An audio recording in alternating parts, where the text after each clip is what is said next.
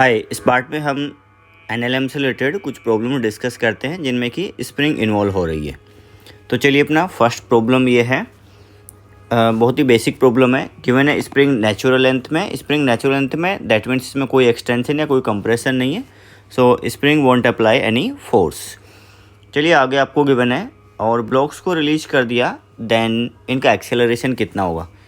तो यहाँ पे देखिएगा, किसी तरीके से बेसिकली इनको होल्ड करके रखा गया होगा कि ये मान लीजिए ब्लॉक के नीचे कुछ सपोर्ट लगा दिया, इसके नीचे पे कुछ सपोर्ट अप्लाई किया इस वे में कि ये स्प्रिंग है नेचुरल लेंथ में। अदरवाइज़ तो क्या होगा, ब्लॉक्स जैसे M1 M2 अगर डिफरेंट है सेम भी है तो इक्विलिब्रियम के लिए कुछ ना कुछ यहाँ पे डेफिनेटली एक्सटेंशन आएगा। तो अभी नेचुरल लेंथ में मेंशन है, तो मान लीजिए यहाँ पे सपोर्ट है, यहाँ पे सपोर्ट है, इससे इस टाइप की कंडीशन बनी हुई है कि इसके अंदर किसी टाइप का एक्सटेंशन या कंप्रेशन नहीं है। और हमें पता है कि स्प्रिंग फोर्स है जस्ट आफ्टर जो भी रिलीज करेंगे वो उतना ही होगा जितना जस्ट बिफोर रिलीज होगा। तो हमने कंसिडर किया कि यहाँ पे जैसे रिलीज करेंगे स्प्रिंग फोर्स पहले भी जीरो था, आफ्टर रिलीज भी जीरो होगा, तो इस पर एक ही फोर्स लगेगा, कितना होगा m2g, और स्प्रिंग फोर्स जीरो है तो यहाँ पे टेंशन भी कितना होगा, जीरो होगा। सो इसका एक्सेलरेशन कितना होगा, g रहेगा डाउनवर्ड डायरेक्शन में।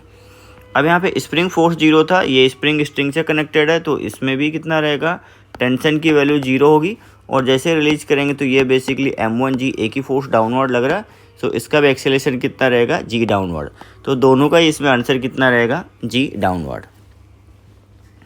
देखिएगा नेक्स्ट प्रॉब्लम अपने पास में है, इसमें गिवन है कि एक ब्लॉक है यहाँ पे विद मास m1 और दोनों स्प्रिंग्स आइडेंटिकल है विद स्प्रिंग कांस्टेंट के, और दोनों का नेचुरल लेंथ कितना है, l/2।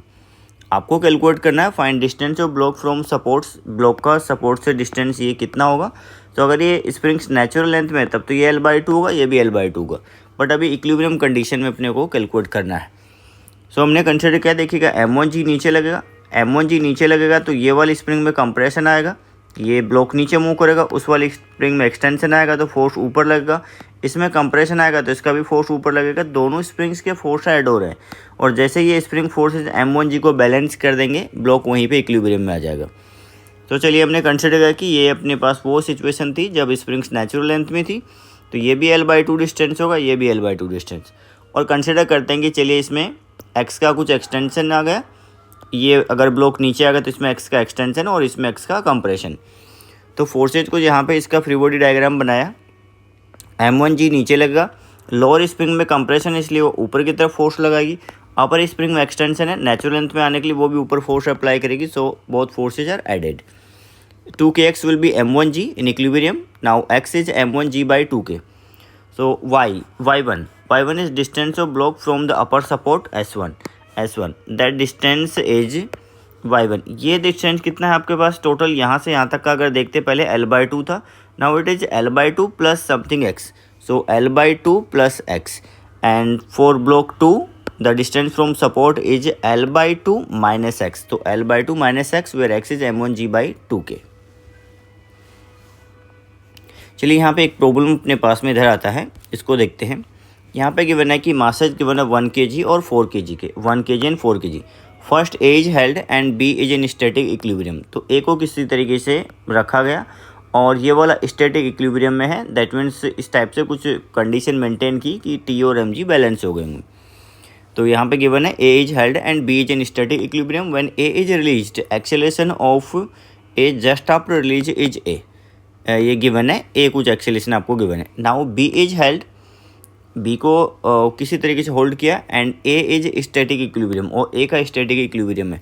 Find acceleration of B just after it is released. तो यहाँ पे फर्स्ट केस में देखिएगा, इसका मास ए वाले का कितना है 1 kg, बी वाले का कितना है 4 kg। तो इसको होल्ड करने के लिए अपने को यहाँ पे फोर्स चाहिए कि mg that means 4g downward direction में लगेगा, तो टेंशन भी कितना चाहिए 4g, बिकॉज बी वाला रेस्ट में, B is in static equilibrium. तो बी के इक्विलिब्रियम के लिए ये 4g और इसका टेंशन और 4g बैलेंस हो जाएंगे, तो यहाँ से टेंशन की वैल्यू 4g आ गई। ये टेंशन अगर 4g है इसके इक्विलिब्रियम के लिए, तो यहाँ पे भी 4g लग रहा होगा, स्प्रिंग में भी फोर्स कितना डेवलप होगा 4g, और इस ब्लॉक पे जैसे कितना आ गया m1g।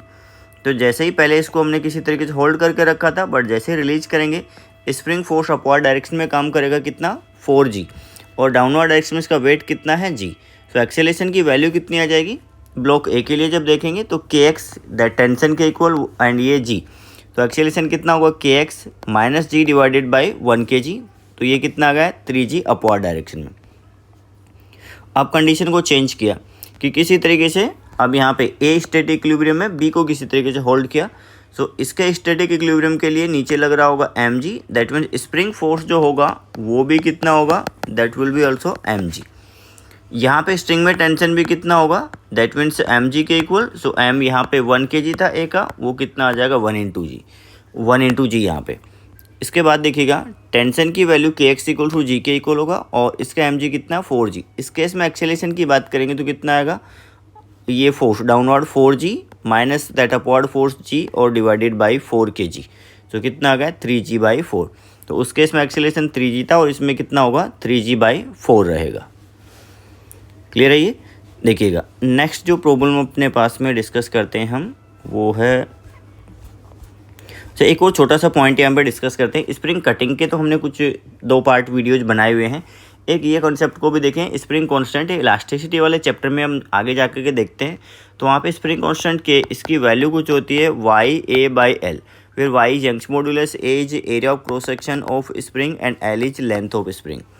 तो यहाँ पे Y मेटल प्रॉपर्टी है। अगर इस स्प्रिंग को ऐसे मान लीजिए 2 पार्ट्स में कट कर दें तो ये आपके पास में जो लेंथ है वो वेरी करेगा, but area of cross section is not varying. तो यहाँ पे अगर देखेंगे K इंटू एल का मैं प्रोडक्ट कर दूँ तो Y इंटू ए आएगा, और ऐसे अगर मैं कट कर देता हूँ तो ना तो Y चेंज होगा ना ही A चेंज होगा, दैट मीन्स ये कॉन्स्टेंट रहेगा। तो K इंटू एल का प्रोडक्ट भी क्या होना चाहिए, कॉन्स्टेंट होना चाहिए। तो K into L equal to Y into A constant. अगर ऐसे पार्ट्स में ब्रेक कर देते हैं देन इस वाले पार्ट के लिए भी Y है, इस वाले पार्ट के लिए Y है, इस वाले पार्ट के लिए Y है, सेम होगा। That means K1 L1 equal to K2 L2 equal to K into L. So K1 कितना हो जाएगा K इंटू L/L1, K2 कितना हो जाएगा K इंटू L/L2। तो स्प्रिंग कटिंग का कुछ छोटा प्रॉब्लम अगर कहीं पे आ जाए तो हम इसका यूज कर सकते हैं यहाँ पे। वैसे SHM वाले चैप्टर में जाकर के इसको हम डिटेल से स्टडी करते हैं।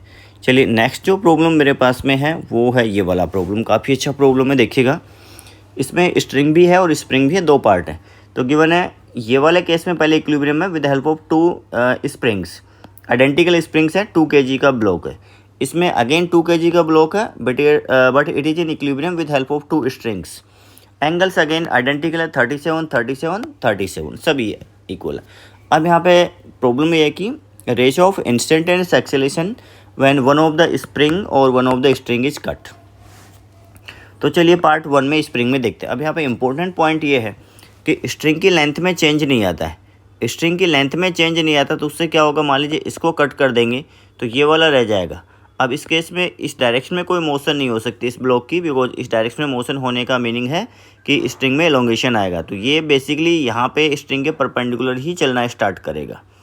जबकि यहाँ पे अगर इसको कट कर दिया तो ये स्प्रिंग तो अंदर की तरफ फोर्स अप्लाई करती है, वो फोर्स अप्लाई करेगी तो इसके पास इस डायरेक्शन में भी एक्सेलरेशन आएगा। तो इस केस में और नो डाउट mg का कुछ कंपोनेंट इधर भी रहेगा तो इधर भी रहेगा। ये वाला कंपोनेंट प्लस स्प्रिंग फोर्स को अपने को देखना पड़ेगा, प्लस एक कंपोनेंट ये रह जाएगा। इनकी हेल्प से हम नेट एक्सेलरेशन को देखते हैं। तो यहाँ पे सबसे जो इम्पोर्टेंट पॉइंट आपके पास में है that is when right string is cut. चलिए राइट वाले को कट कर रहे हैं, यहाँ पे क्वेश्चन को रीड कर सकते हो आप। Right string is cut, the body is constant to move in circular path. Because जब एक ये जैसे लेंथ स्ट्रिंग का यहाँ पे फिक्स है, ये पॉइंट फिक्स है, अब इसका हम लेंथ भी हम कांस्टेंट कंसिडर करें तो फिर एक फिक्स्ड पॉइंट से कांस्टेंट डिस्टेंस के पॉइंट्स का लोकस ही तो सर्कल होता है। तो ये ऐसे सर्कुलर पाथ पे ही जाएगा कि ये डिस्टेंस सभी रेडियस के इक्वल होंगे। But when right spring is cut, body moves along and normal, 2 direction में मूव करेगी। Along that means along the spring and normal to the spring, this direction. तो आइए पहले स्प्रिंग से स्टार्ट करते हैं हम। यहाँ पे गिवन है कि पहले इनिशियल हमने इक्विलिब्रियम का कंडीशन देखा, बिकॉज स्प्रिंग की कंडीशन हम जानते हैं कि स्प्रिंग जस्ट आफ्टर कटिंग उतना ही फोर्स लगाएगी जितना वो जस्ट बिफोर कटिंग अप्लाई करेगी। तो इनिशियली ऐसा था कि अगर यहाँ पे फोर्स kx था, यहाँ पे फोर्स kx है, देन ये एंगल्स कितने थे, ये 37 ये 37। तो ये kx का इधर कंपोनेंट आएगा कोस वाला, इधर साइन वाला, फिर इस kx का इधर कोस वाला कंपोनेंट, साइन वाला इधर। तो बेसिकली ऐसा हो गया कि 2 कोस, अच्छा मैंने 53 डिग्री एंगल ले लिया, 53 यहाँ से आ गया एक्चुअली में, वो 37 है तो ये कितना हो जाएगा 53। तो kx का कोस 53, kx का कोस 53 ऐसा हो गया। तो 2 kx कोस 53 वो mg को बैलेंस कर रहे थे। यहाँ से kx की वैल्यू कितनी होगी 3/5। तो ये वैल्यू जो के एक्स की आएगी यहाँ से 5 mg/6 इतना आ गया। दैट मीन्स स्प्रिंग फोर्स कितना है 5 mg/6 before spring is cut. अब यहाँ पे देखिएगा इन फोर्सेज को देखेंगे तो ये वाली स्प्रिंग को तो कट कर दिया, तो इसमें तो टेंशन या स्प्रिंग फोर्स 0 हो जाएगा। ये स्प्रिंग पहले फोर्स अप्लाई करी थी, स्टिल वो अप्लाई करती रहेगी। mg इधर की तरफ एक्ट करेगा, वो एंगल अगर अपने पास में यहाँ पे ये अगर 37 गिवन है तो ये देखिएगा ये कितना होगा 53, ये 53, ये 37। तो mg का इधर कंपोनेंट कितना आएगा mg cos 37, mg sin 37। Angle को वापस देख लो, ये वर्टिकल लाइन मैंने ड्रॉ की, ये एंगल 37, ये भी कितना होगा ये 53, ये 53, तो फिर अपोजिट एंगल ये 53, ये 37। सो mg का cos 37 sin 37 ये हो गए।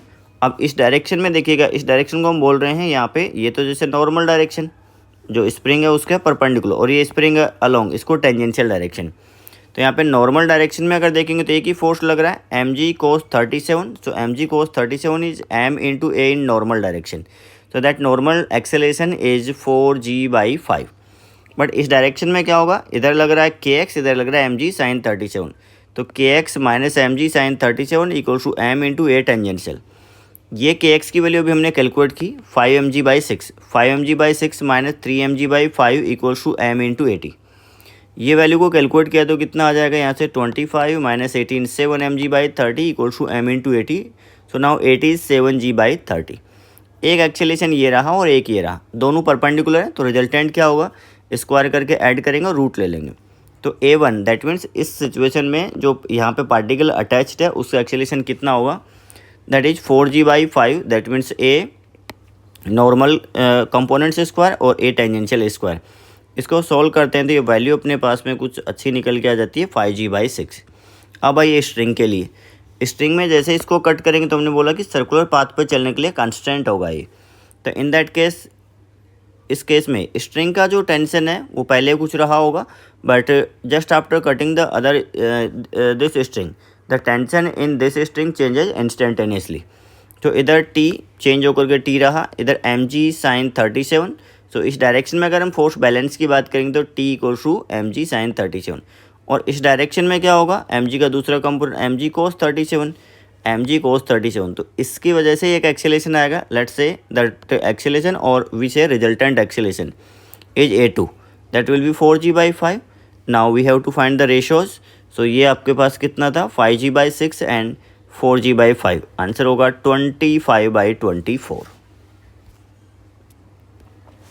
तो चलिए इस पार्ट में इतना ही रखते हैं।